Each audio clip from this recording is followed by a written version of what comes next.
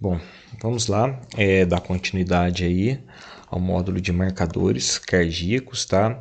Essa apresentação é da empresa Aleri. Ela é uma empresa que ela tem bastante ação no ramo de diagnóstico rápido, principalmente perfil cardíaco, tá certo? Então todos os créditos a Aleri. Bem,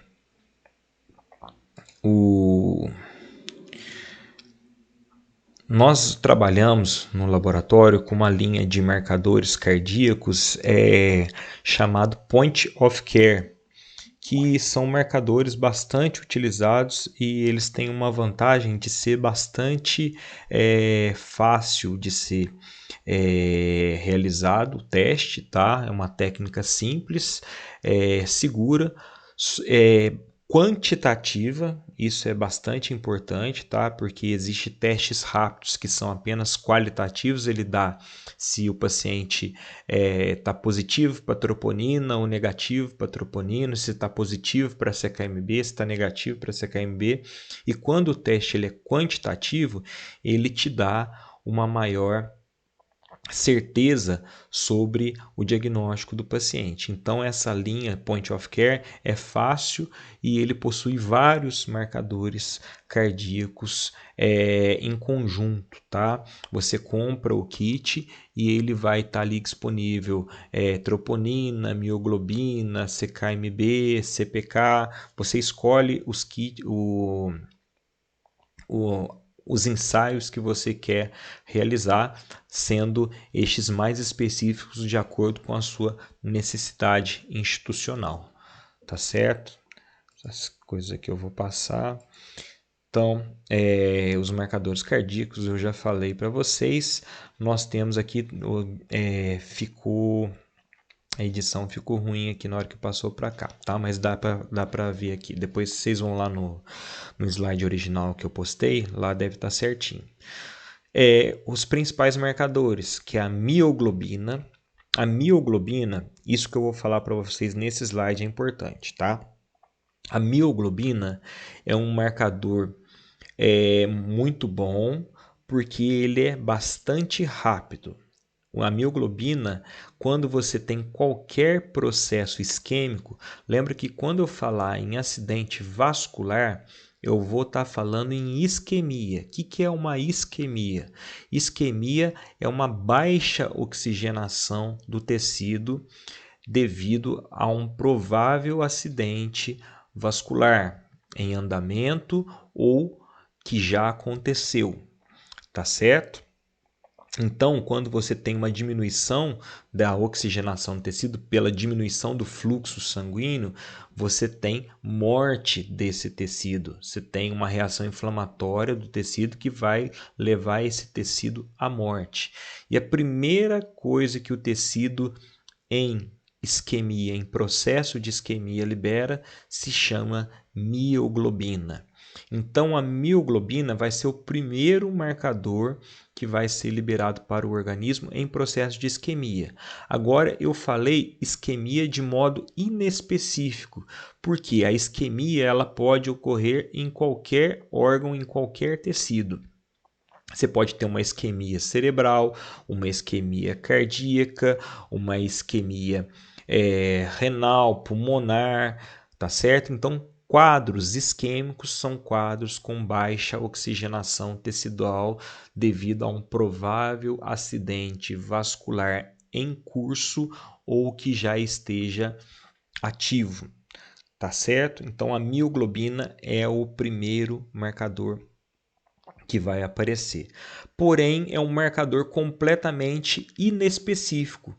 Você vai saber que o paciente tem isquemia, mas não vai saber de onde que é essa isquemia. Então, por exemplo, se o paciente chegar já em estado comatoso no hospital, você não vai saber, através de uma simples mioglobina, o que causou esse estado isquêmico dele, se foi uma falta de oxigenação cerebral, se foi uma parada cardíaca, tá? Lógico que através do monitor, das outras coisas, você vai acabar sabendo a situação orgânica dele, mas a causa através da simples dosagem da mioglobina, você não vai conseguir descobrir, tá? Daí sim, nós já partimos para o segundo item aqui, que é o CKMB massa e a troponina I. O CKMB massa é a mesma coisa do CKMB, só que uma metodologia evoluída para que ele seja mais específico e não leve a interferência de isoenzimas. Então, o CKMB massa ele tem uma menor interferência das suas outras isoenzimas, que é a CKMM e a CKBB. Então, você não precisa fazer aquela relação com o CK total de 4 a 20%. Quando o CKMB massa está alterado, você tem uma grande relação com isquemia de músculo cardíaco. E aqui nós temos a troponina I, que é o marcador ouro, que é o principal marcador para quadro de isquemia, infarto agudo do miocárdio, tá? Então, a troponina I é a substância que você tem uma maior especificidade, ela é a melhor substância, porque ela vai ser elevada de forma rápida, um pouco mais rápida que o CKMB, e ela tem uma maior especificidade para quadros isquêmicos do músculo cardíaco, tá bom? Depois nós temos o BNP, que é o peptídeo natriurétrico, que é um outro marcador menos utilizado. Ele serve para você verificar a evolução de um paciente em terapia intensiva. Tá? Dependendo da curva de BNP que ele faz durante a internação, você pode ver, predizer o seu prognóstico, se ele é favorável ou desfavorável. Geralmente o BNP tem muito a ver com o prognóstico. E o BNP também ele é bastante relacionado a doenças cardíacas crônicas, como insuficiência cardíaca congestiva. Então, ele não é um indicador de emergência, ele é um indicador utilizado pré-acidente vascular ou um indicador utilizado para o monitoramento durante a internação do paciente. E depois, por último, aqui nós temos o dedímero. Tá? O dedímero, sim, é um indicador muito importante, ficou mais importante ainda após a Covid-19. O dedímero, ele é uma substância que ele indica a degradação de fibrina. O que é isso? Quando você tem algum acidente vascular de origem trombótica, o que é isso? Formação de trombos, tá? Aglomerados de plaqueta, coágulo. Quando você tem coagulação intravascular disseminada, formação de trombos, a própria trombose em si, o organismo ele tenta fazer a reversão desse trombo através da quebra da fibrina. Tá? E esse processo de quebra da fibrina leva à formação do dedímero.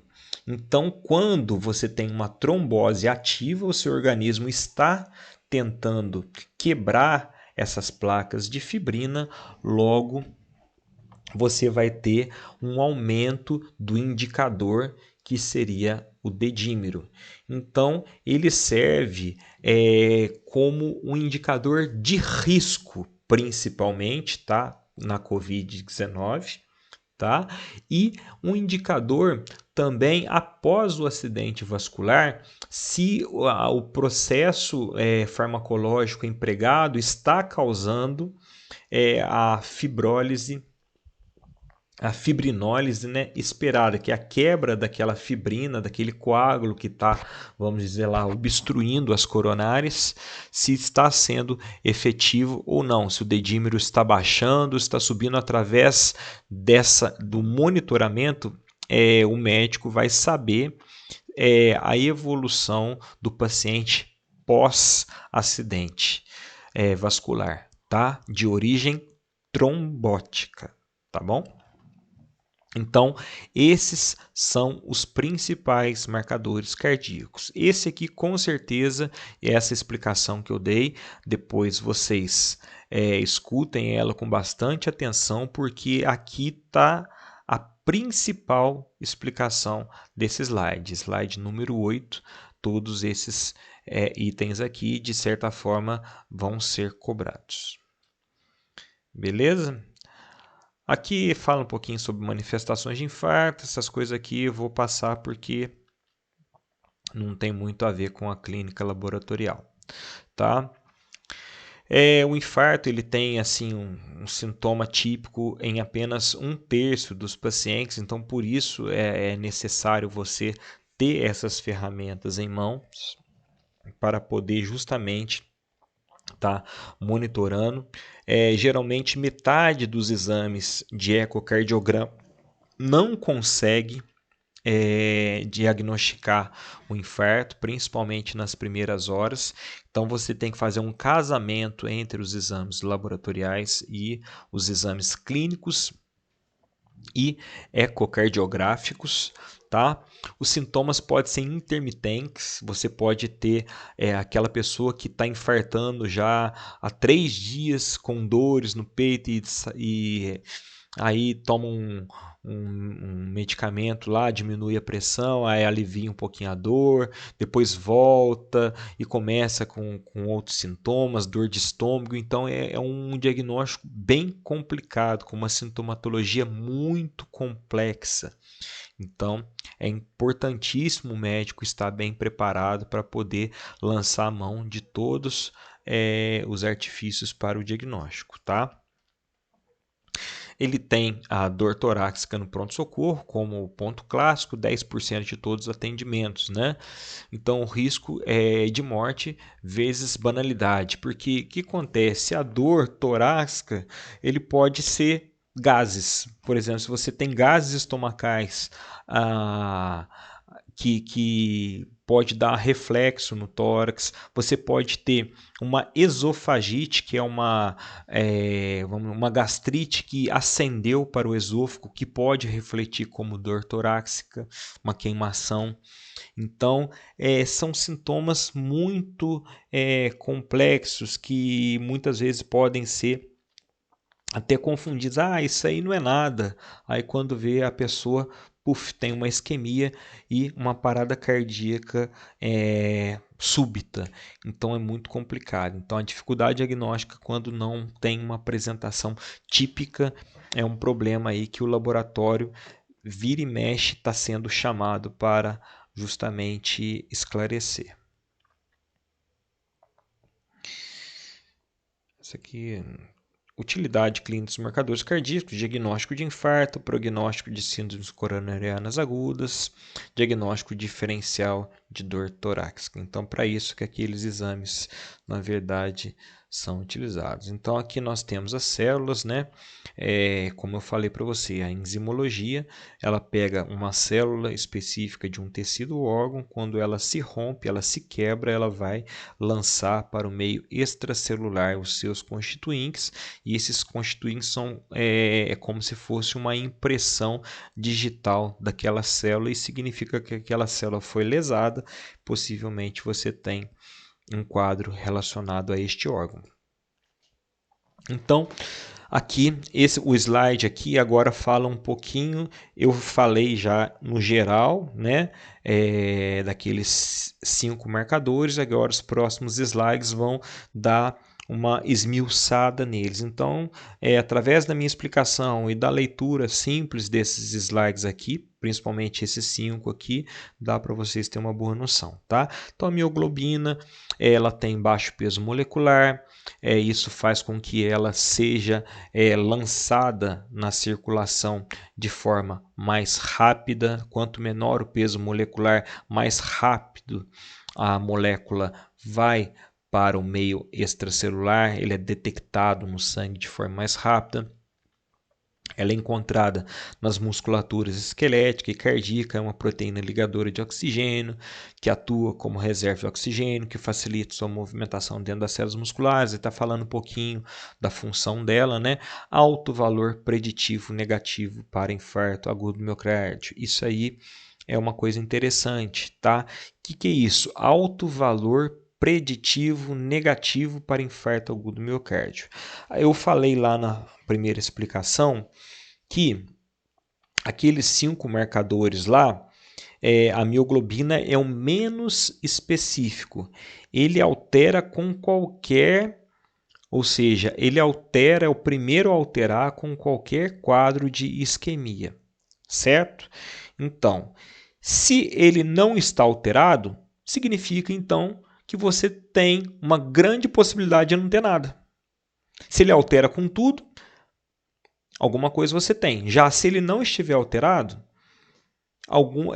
com certeza você não tem um quadro em andamento ou ativo de isquemia. Então é um alto valor preditivo negativo para infarto agudo do miocárdio.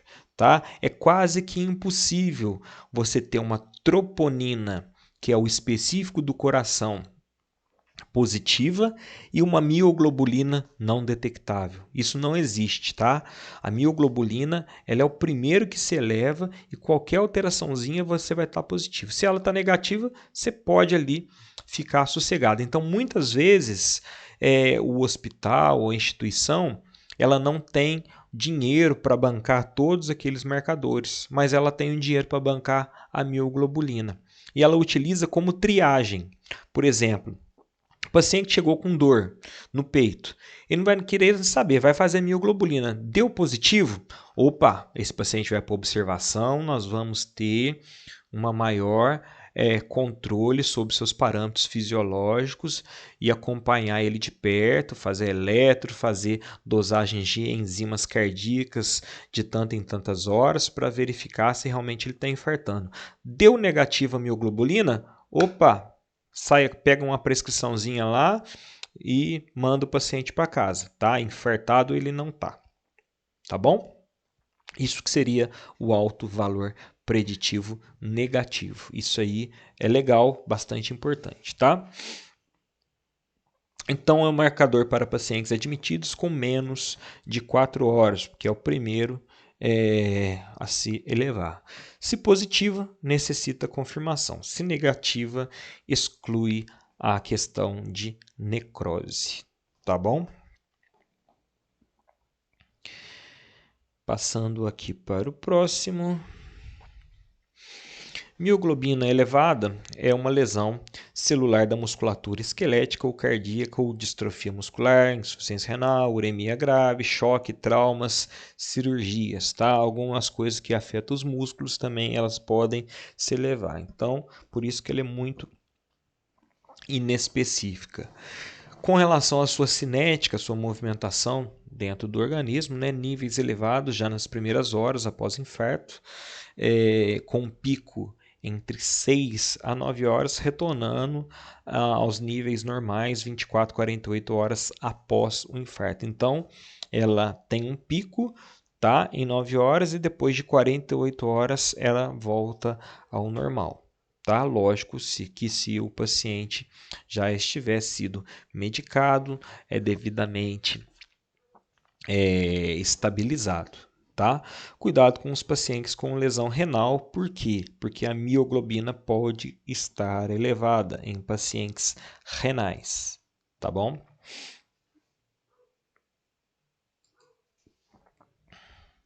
Já o CKMB, ele é encontrado em organelas no núcleo das células envolvidos com obtenção de energia celular, principalmente as células cardíacas com essa isoenzima chamada CKMB. Tem aquelas outras enzimas chamadas CKBB, que ela vai estar mais presente no cérebro. Tem o CKMB, CK2, que é a fração 2 do CKMB, 25 a 46% do músculo cardíaco tem a presença dela e menos de 5% no músculo esquelético. Então, através das técnicas fornecidas pelos fabricantes, estabelece que a interferência se dá quando a porcentagem do CKMB em relação ao CK total está superior a 20%, tá? Então, entre 4% e 20% é considerado normal. CKMM, também conhecido como CK3, o músculo esquelético e cardíaco, você tem a sua predominância. Quando a CKMB está elevada, possivelmente você pode ter um infarto agudo do miocárdio, tá? Juntamente com sinais e sintomas clínicos eletrocardiograma. Algumas cirurgias cardíacas podem manter a enzima CKMB elevada durante um bom período. Injúrias do músculo cardíaco devido a doenças como doença de Chagas, traumas, válvula cardíaca, isso tudo pode, infecções, né, de válvula, isso aí pode manter a enzima elevada. Então, com relação à cinética, né, que é o comportamento, ela tem um aumento inicial que começa com 3 horas após o acidente vascular e geralmente com 8 horas você tem assim níveis elevados da enzima, com pico que pode ocorrer entre 12 e 24 horas. Tá bom? E se o paciente for devidamente medicado e estabilizado, essas enzimas vão voltar ao normal após 48 a 72 horas. Tá? Então, o CKMB vai ser formado justamente na região da necrose. Tá? Ele significa que ocorreu necrose de tecido muscular cardíaco. Tá bom?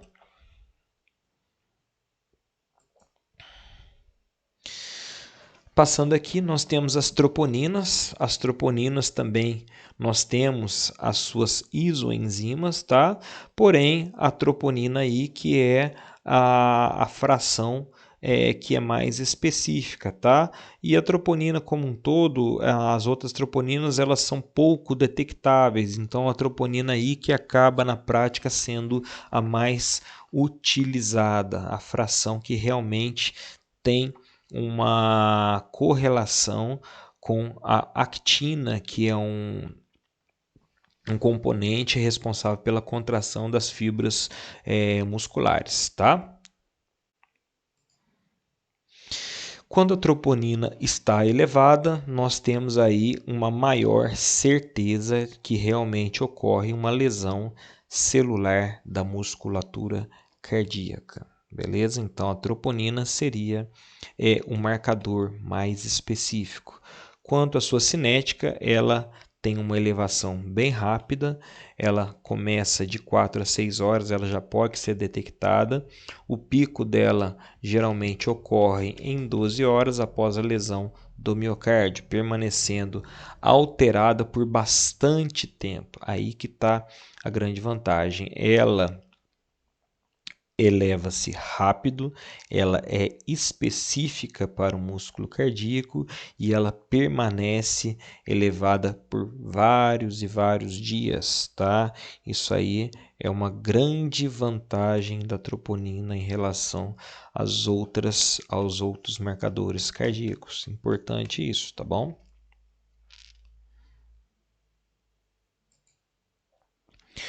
Então, quando ocorre a necrose das células do miocárdio, a liberação dos marcadores no interstício e posteriormente na circulação, detecção dos marcadores no sangue, né? A base que eu já tinha falado da enzimologia permanece aqui.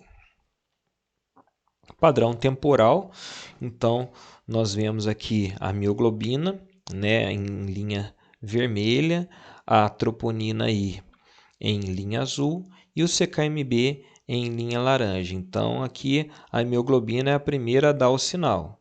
Depois do CKMB, ele vem, tá? Mas ele é mais discreto, tá? Ele até coincide mais ou menos o seu limite de detecção com o tempo que a troponina leva para ser bem detectado, tá?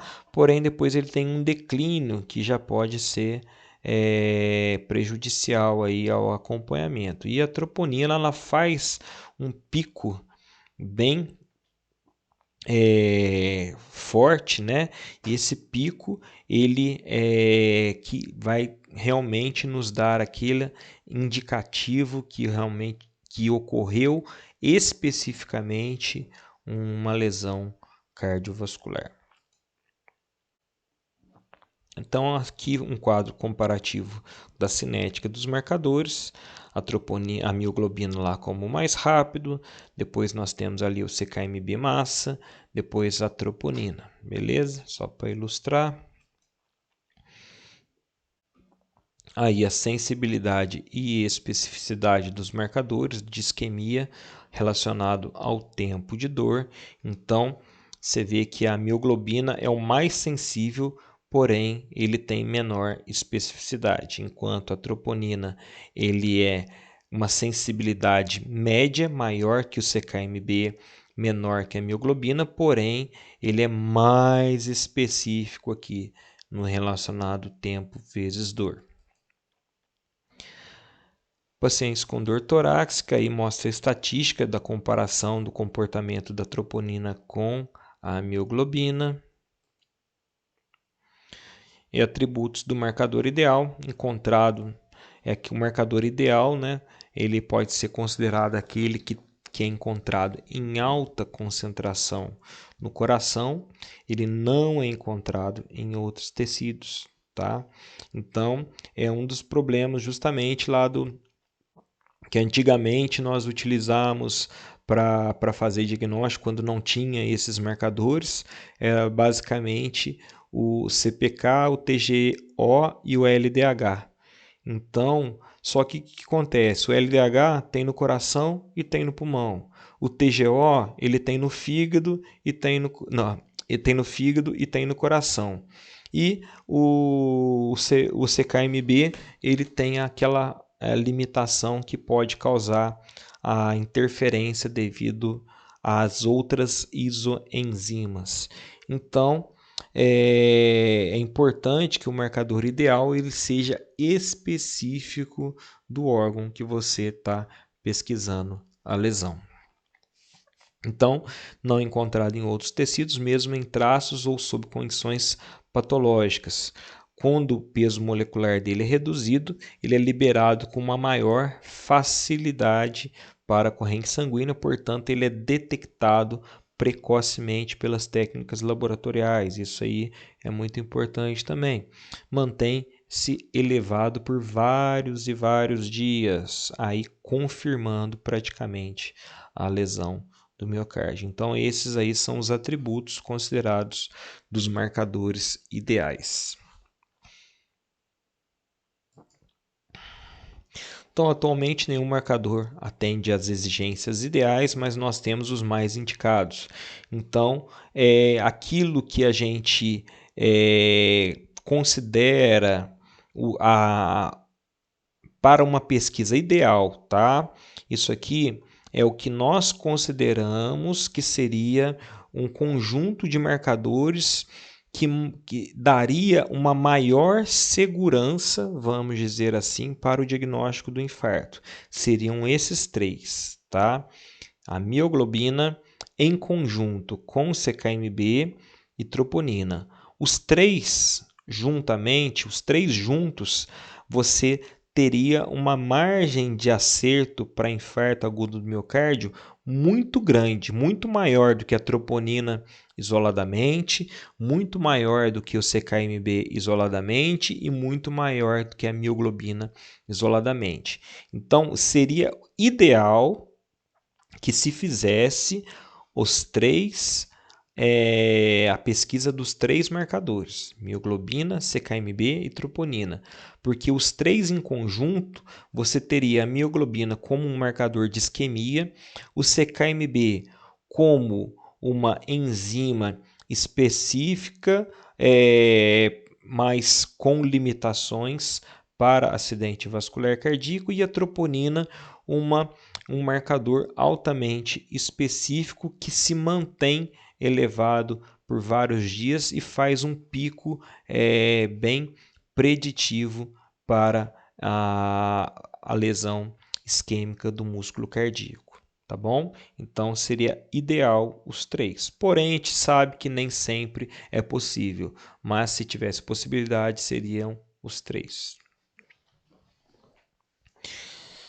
Aqui é uma curva que fala o tempo de benefício do diagnóstico em relação à recuperação do paciente. Então, por isso que é importante o diagnóstico rápido através desses marcadores, que quanto mais rápido for feito o diagnóstico, melhor é o prognóstico do paciente, porque aí se você trata e descobre rápido, você tem um menor risco de sequelas, menor necessidade de passar por procedimentos mais invasivos, como cateterismo, angioplastia, tá certo? Então, isso depende muito do tratamento inicial.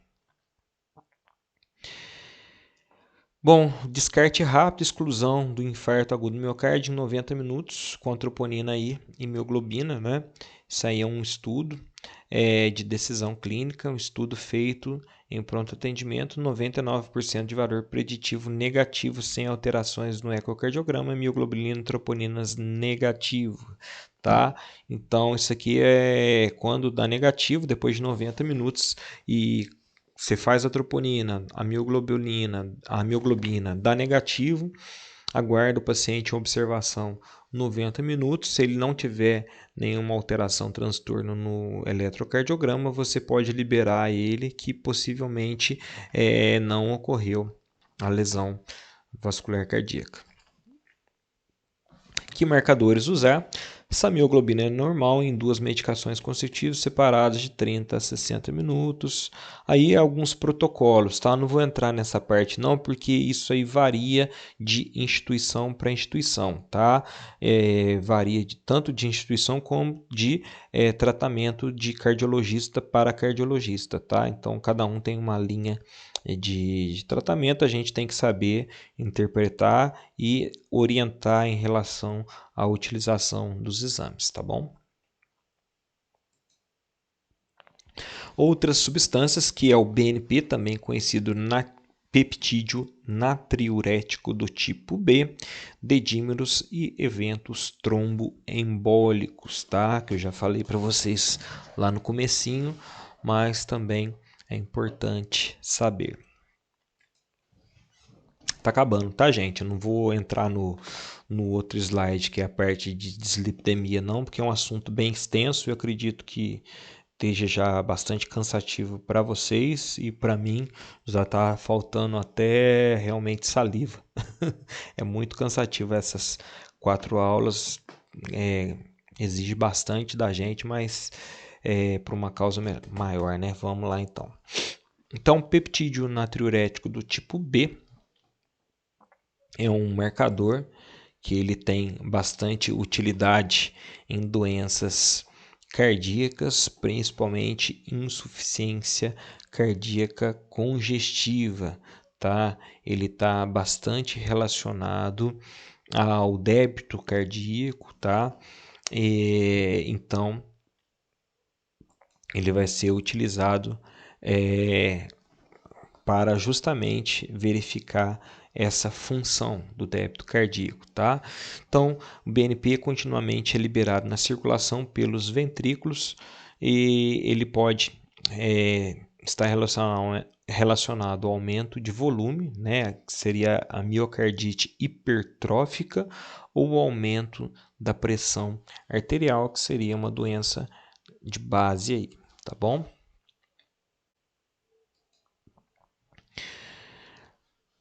Aqui fala um pouquinho do mecanismo, tá? Do peptídeo natriurético. Como é um exame que não é muito da rotina, eu vou passar mais adiante aqui. Ponto de corte do BNP é 100, tá? Aí fala os valores de referência para homens, mulheres, tal. As potenciais causas de BNP elevado, aí já seria pouquinho mais importante: insuficiência cardíaca congestiva sistólica ou diastólica, né? Então aí é um marcador que tem bastante importância relacionada ao débito cardíaco. Síndrome coronariana aguda, hipertensão com hipertrofia ventricular, seria a miocardite hipertrófica, tá? O aumento do volume do coração. Doença valvular cardíaca, né? Quando você tem acometimento de válvulas cardíacas, e fibrilação atrial, tá? Seria aquelas doenças cardíacas que você tem necessidade da utilização, da monitorização e às vezes até um marca-passo, tá? Devido à possibilidade de fibrilação atrial. Com relação a doenças não cardíacas, ela pode estar presente, aumentada em embolia pulmonar aguda, né?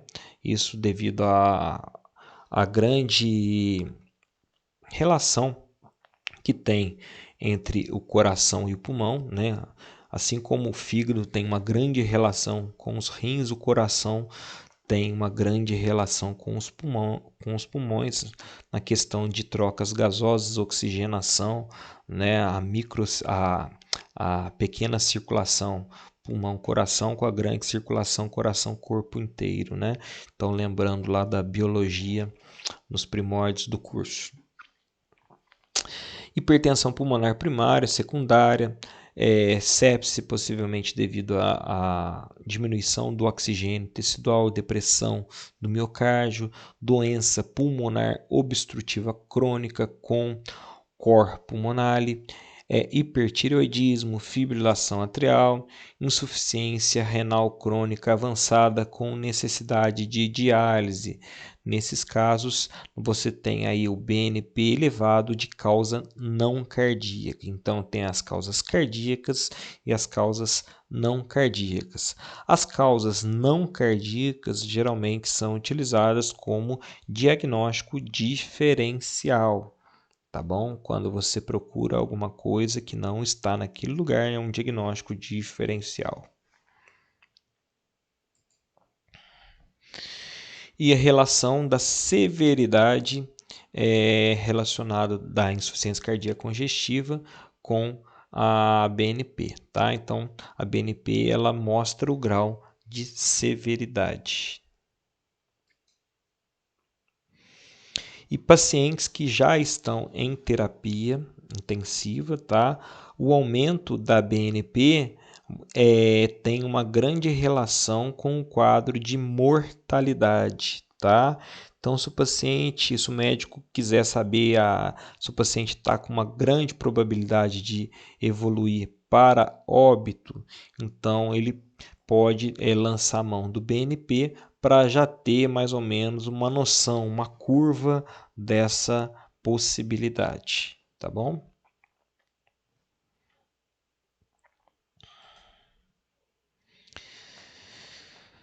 O BNP, aí fala um estudo, por que pedir BNP na emergência? Eu acredito que isso aí não seja muito a realidade, pelo menos, dos pequenos e médios hospitais, tá? É ainda uma técnica que não é considerada porta de entrada, e sim para monitorização, mas já existe estudos aí para pedir. Na emergência, passar aqui. O estudo mostrou que o uso do BNP em pacientes com dispneia aguda reduziu a taxa de duração da internação, então é questão de estudo e isso aí teria que ver a realidade de cada instituição. Aqui vários estudos relacionados ao BNP, efetividade comprovada. Esse aqui na verdade, o produtor do kit querendo vender o peixe, né? Mas a parte clínica eu já passei para vocês, a relação clínica principal com o exame. Vamos passar aqui para o dedímero, que tem uma maior importância aqui para a gente, tá? Então, o dedímero ele ficou muito importante, como eu já falei para vocês, após a Covid-19, devido à complicação de alguns pacientes com Covid que desenvolviam a coagulação intravascular disseminada, né, que era um dos principais motivos de agravamento e até óbito desses pacientes, a coagulação intravascular disseminada. Então, o dedímero é uma ferramenta para verificar se essa coagulação intravascular disseminada está em processo e o organismo encontra-se em processo de degradação da fibrina para tentar reverter essa coagulação intravascular disseminada, trombose. A princípio, né, o dedímero era até utilizado para diagnóstico de quadros de trombose venosa profunda, tá? Ou então a trombose, tromboembolia pulmonar, conhecido como TEP, tá? Só que depois da Covid aí, ele foi descoberto como uma técnica para o diagnóstico de coagulação intravascular disseminada. Descoberto não, né? Foi empregado como uma técnica para justamente esse tipo de diagnóstico. Então aqui fala um pouquinho da fisiologia, a fibrina ela forma e o organismo vai através do dedímero, ele degrada a fibrina em plasmina. Então isso aqui é mais a questão da fisiologia. Então você tem a formação do trombo, a fibrinólise e como o produto de detecção da fibrinólise seria a formação do dedímero, detectado no sangue 1 hora após a formação do trombo até 7 dias. Então, ele é um marcador aí que tem bastante utilização, porque ele é bem específico. Na verdade, ele não é específico. Por quê? Porque o trombo ele pode ser formado em qualquer órgão, em qualquer local, né? E ainda você tem a coagulação intravascular disseminada, que pelo próprio nome já diz, ela está disseminada por todo o organismo. Você não sabe aonde está ocorrendo, mas você sabe que ela está ocorrendo. É mais ou menos igual a mioglobina, né? A mioglobina, você sabe que está ocorrendo um quadro isquêmico, mas você não sabe aonde está. Aqui o dedímero, você sabe que está ocorrendo um quadro de trombótico, mas você não sabe em qual órgão ou se é generalizado, tá? Então, ele é bastante sensível, mas pouco específico, ok? Então, aqui tem alguns fatores, tá, que levam o dedímero, tá, e eles podem ser citados como pós-operatório, na primeira semana, o câncer, fatores inflamatórios, infecção severa, tecido necrótico, infarto agudo do miocárdio, coagulação intravascular disseminada, insuficiência cardíaca, insuficiência renal, pneumonia, doença hepática, crise de anemia falciforme, tá? Porém, essa elevação aí nesses casos, nós temos que destacar realmente a coagulação intravascular disseminada e os efeitos trombóticos, a trombose venosa profunda e a tromboembolia pulmonar, conhecida como TEP. Qual que é a principal utilidade do dedímero, então? Assim como a mioglobulina, que ela é preditiva para a negatividade de eventos isquêmicos, o dedímero ele tem a mesma função, ele é um indicador preditivo para a negatividade de tromboembolismo.